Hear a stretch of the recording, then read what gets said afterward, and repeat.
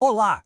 Vamos mergulhar hoje em um dos temas, na minha opinião, mais fascinantes e essenciais da nossa fé pentecostal, os dons do Espírito Santo.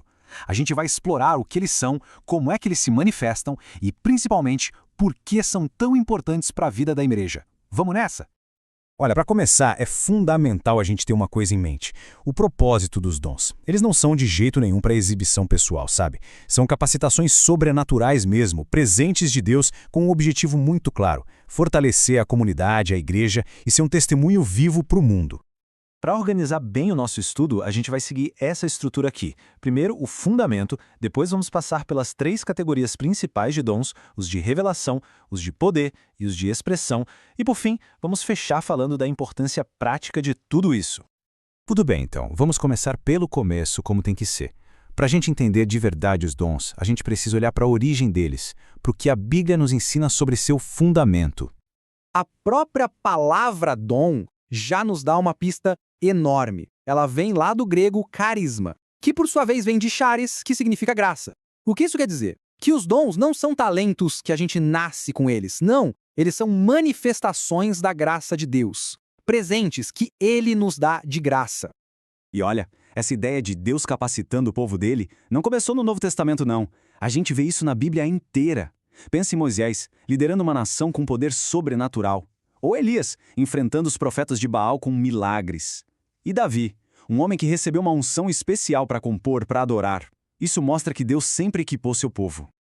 Agora, vamos entrar na nossa primeira categoria, os dons de revelação. Pensa neles como se fossem janelas, sabe? Janelas que Deus abre para a gente e dá uma espiadinha sobrenatural na mente e na sabedoria dele. Dentro dessa categoria, a Bíblia destaca alguns dons bem específicos: a palavra de sabedoria, a palavra do conhecimento, a palavra da ciência e o discernimento de espíritos.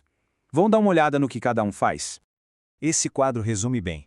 A palavra de sabedoria é um direcionamento prático de Deus para uma situação específica. A palavra do conhecimento já é uma revelação mais profunda sobre verdades espirituais. Agora, a palavra da ciência é a revelação de fatos concretos, coisas que não teríamos como saber, como quando Jesus revelou a vida da mulher samaritana para ela. E, por fim, o discernimento de espíritos, que é essencial para proteger a igreja, para saber se algo vem de Deus, do homem ou de uma fonte maligna. Bom, agora a gente sai um pouco da revelação e vai para a ação. Os dons de poder são exatamente isso: manifestações visíveis, palpáveis, da força de Deus agindo através da gente. E aqui a gente encontra três dons muito poderosos: o dom da fé, a operação de milagres e os dons de curar. Olha que interessante, o dom da fé aqui é diferente da fé que a gente tem para ser salvo, tá? É uma capacitação sobrenatural para confiar em Deus num nível extremo, para crer no impossível. É a fé de Abraão, acreditando que teria um filho já em idade avançada. É aquela fé que, como a Bíblia diz, move montanhas. É importante também a gente saber a diferença entre milagres e cura divina. Às vezes parece a mesma coisa, mas não é. O dom de milagres geralmente mexe com as leis da natureza, tipo a multiplicação dos pães ou uma ressurreição. Já os dons de curar têm o foco específico em restaurar a saúde, seja do corpo, da mente ou do espírito. Os dois mostram o poder de Deus, mas com focos diferentes. Da ação, a gente vai agora para a comunicação. Os dons de expressão são o jeito que o Espírito Santo encontra para se comunicar através de nós, tanto para nossa edificação pessoal quanto para a edificação da igreja toda.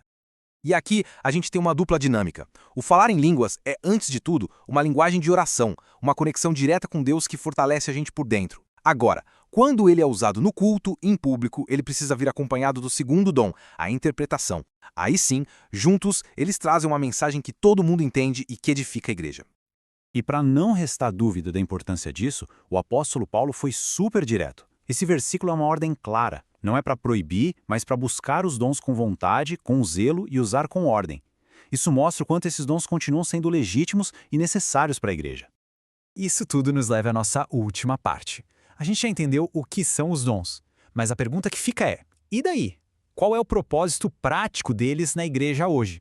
Pensa nos dons como se fossem as ferramentas que o Espírito Santo nos entrega para a gente trabalhar. Eles nos capacitam para servir, eles mostram que somos diferentes, mas unidos. Eles demonstram o poder de Deus de um jeito visível. Resumindo, eles nos fortalecem e nos equipam para cumprir a missão que Jesus nos deixou.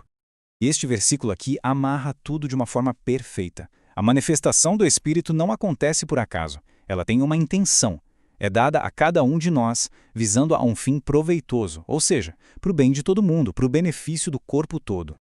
Claro, para que tudo isso funcione bem, a gente precisa de equilíbrio. A palavra nos alerta tanto contra um formalismo frio que apaga o espírito, quanto contra uma desordem que não edifica ninguém. O nosso desafio é não ter medo do sobrenatural, não sufocar o que é espontâneo, mas abraçar essa dimensão da nossa fé com liberdade e com propósito. E essa citação de Jesus é um lembrete poderoso. O mover do Espírito é como o vento. A gente não controla, não coloca numa caixinha. O nosso papel é estar aberto, sensível e disposto a seguir a direção dele. Então, toda essa nossa conversa nos deixa com essa pergunta fundamental. Não é só sobre saber o que são os dons. A questão é como nós, hoje, como igreja, como indivíduos, podemos buscar e cultivar essas manifestações da graça de Deus, sempre com equilíbrio e, acima de tudo, em amor.